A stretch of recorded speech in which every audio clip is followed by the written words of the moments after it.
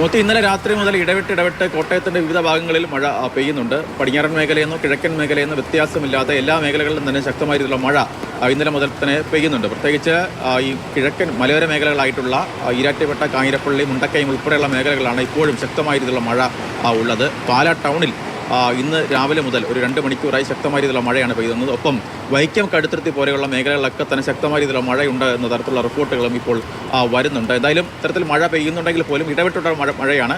ഇടയ്ക്കിടയ്ക്ക് പെയ്യും, ഒപ്പം അതിനുശേഷം അല്പസമയം തോർന്നു നിൽക്കും, പിന്നീട് വീണ്ടും അത്ര ശക്തിയോടുകൂടി പെയ്യുന്നൊരു സ്ഥിതിയാണ് നിലവിൽ ഇപ്പോൾ ജില്ലയിലാകം ഉള്ളത്. എന്തായാലും മറ്റ് തരത്തിലുള്ള മഴക്കെടുതികളൊന്നും തന്നെ നിലവിൽ ഇതുവരെയും റിപ്പോർട്ട് ചെയ്തിട്ടില്ല. അതേസമയത്ത് തന്നെ കൃത്യമായ രീതിയിലുള്ള ജാഗ്രതാ നിർദ്ദേശങ്ങളൊക്കെ തന്നെ പാലിക്കണമെന്ന് ജില്ലാ ഭരണകൂടം അറിയിച്ചിട്ടുണ്ട്. പ്രത്യേകിച്ച് ഈരാറ്റുപേട്ട വാഗമൺ റൂട്ടിലേക്കുള്ള രാത്രികാല യാത്ര ഉൾപ്പെടെ അനാവശ്യ യാത്രകൾ പൂർണ്ണമായും ഒഴിവാക്കണമെന്ന നിർദ്ദേശമൊക്കെ തന്നെ ജില്ലാ ഭരണകൂടത്തിൻ്റെ ഭാഗത്തു നിന്നും ഇതിനോടകം തന്നെ വന്നിട്ടുണ്ട്. ഒപ്പം ഈ മീനച്ചിലാറിൻ്റെയും മണിമലയാറിൻ്റെയും ജില്ലയിലെ പ്രധാനപ്പെട്ട 2 നദികളാണ്. ഇതിൻ്റെയൊക്കെ ജലനിരപ്പ് ഉയർന്നിട്ടുണ്ടെങ്കിൽ കൂടി നിലവിൽ ഒരു അപകടകരമായ രീതിയിലേക്കും തന്നെ കാര്യങ്ങൾ എത്തിയിട്ടില്ല. നിലവിൽ ഇന്ന് രാവിലെ മുതൽ പെയ്ത ഒരു ശക്തമായ രീതിയിലൂടെ പെയ്ത മഴയാണ് നിലവിൽ ആശങ്കയായി നിൽക്കുന്നത്. അതേസമയത്ത് തന്നെ ഇടയ്ക്ക് തോരുന്നുണ്ട്. ഇപ്പോൾ നിൽക്കുന്ന സമയത്ത് ചെറിയ രീതിയിലുള്ള മഴ മാത്രമാണ് ഈ നഗരപ്രദേശങ്ങളിലൊക്കെ തന്നെ ഉള്ളത്. അതേസമയത്ത് തന്നെ അല്പം മുമ്പ് ഒരു 15 മിനിറ്റ് മുൻപ് ശക്തമായ രീതിയിലുള്ള മഴ ഈ പ്രദേശത്തൊക്കെ ഉണ്ടായിരുന്നു. അങ്ങനെ ഇടവിട്ടുള്ള ശക്തമായ രീതിയിലുള്ള മഴയാണ് നിലവിൽ ജില്ലയിൽ ഉള്ളത്.